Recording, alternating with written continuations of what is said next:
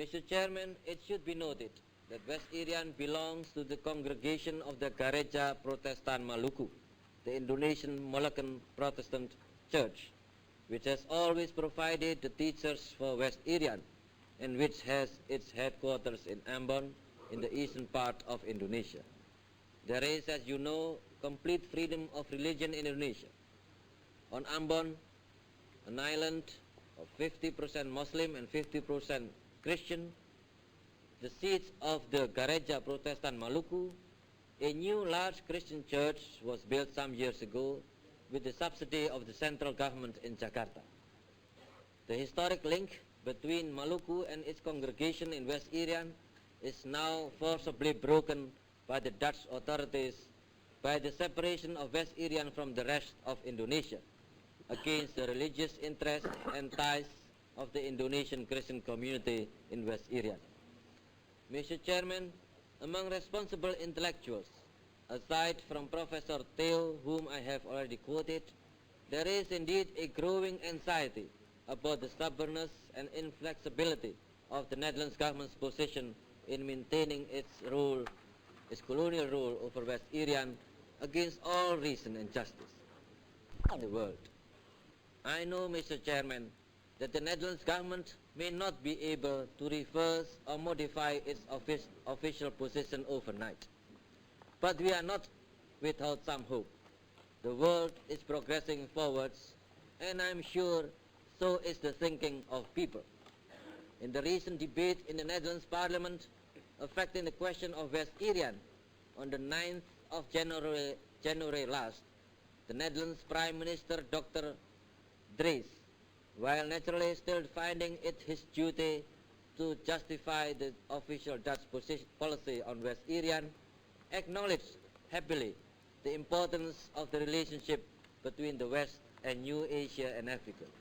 He said, and I quote, "It is extremely important that the West adopts such an attitude which may create a better understanding between the Western countries and the Asian African countries.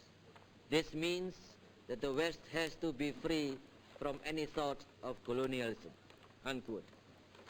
Mr. Chairman, if indeed the Netherlands government will really be able to free itself from any thought of colonialism, then I am sure that the dispute with Indonesia over West Irian will readily be solved in the most satisfactory way.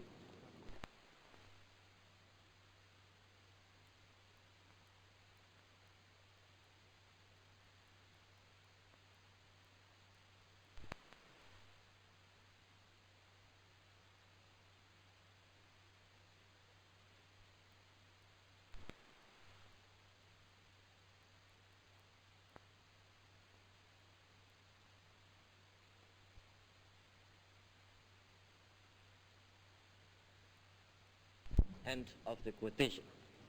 Mr. Chairman, these are all encouraging signs of the present possibilities for a solution of this unfortunate dispute. We do not expect a solution overnight. We realize the difficulties which still lie in the way of a speedy solution. But let us not be discouraged by the present impasse. Let us believe in the creation of goodwill among peoples and nations under the guidance of the principles of this great world organization. In this belief, we have come here. Let this organization encourage the possibilities which I have dared mention. We do not expect miracles. Human beings are not perfect, nor is our assembly. However, in taking advantage of these possibilities, no matter how small, lies the path of wisdom in seeking peace and understanding. My delegation will accept in this spirit any resolution of this assembly which, in its wisdom, can positively and effectively render such a contribution.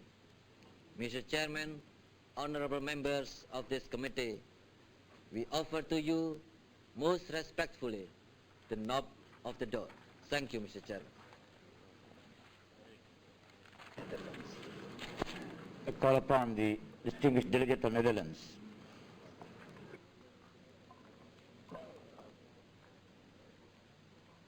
Mr. Chairman,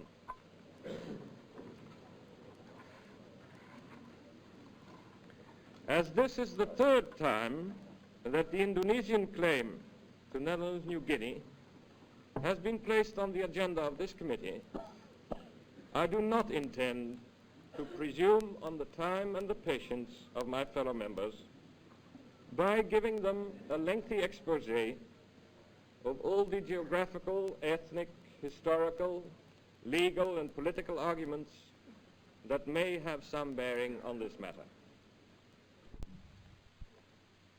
The Indonesian view was that the transfer of sovereignty should include all territories which had formed part of the Netherlands East Indies.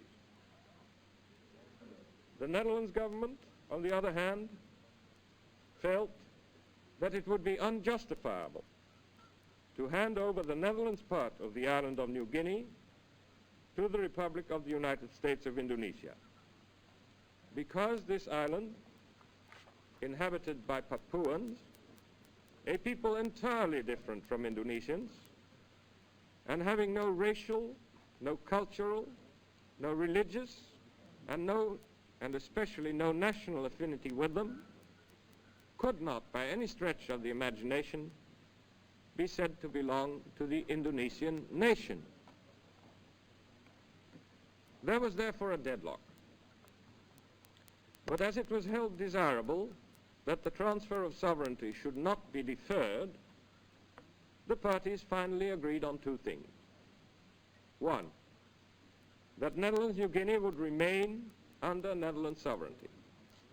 And secondly, that the parties would try to find, through negotiations, a settlement concerning the political status of Netherlands New Guinea, and that they would aim at achieving agreement on that point within a year. The reasons why the Netherlands government agreed to this clause, proposed by the United Nations Commission for Indonesia, were twofold. In the first place, the arrangement placed beyond doubt that the Netherlands remained sovereign over Netherlands New Guinea. In the second place, my government was hopeful that within the Netherlands-Indonesian Union, a status might be devised for Netherlands New Guinea, which would safeguard the intrinsic rights of its inhabitants and yet give Indonesia a share in the development of the territory and in the education of its people. Read to the facts. Let me mention first that there was no independence movement in Netherlands New Guinea. New Guinea, during the latter part of the war, was entirely cut off from Indonesia. The main centers of Papuan life were on the Allied side of the front line, while Indonesia was still occupied by Japan. There was not a single Papuan connected with the Indonesian independence movement. And the population of Netherlands New Guinea, most of whom had never even heard of Indonesia, was, in the words of the Indonesian leader, Mr. Muhammad Hatta himself, I quote, with the exception of a very small group incapable of expressing its political will. Mr. Hatta made that statement on the 25th of November 1949. Now, any intention on the part of those who on August the 17th, 1945, proclaimed Indonesian independence to include therein the independence of Netherlands New Guinea could not, under these circumstances, have had any effect, as they had no right whatsoever, either legal or moral, to speak for the inhabitants of Netherlands New Guinea. Of August the 17th, 1945 was as follows. I quote, "Proclamation.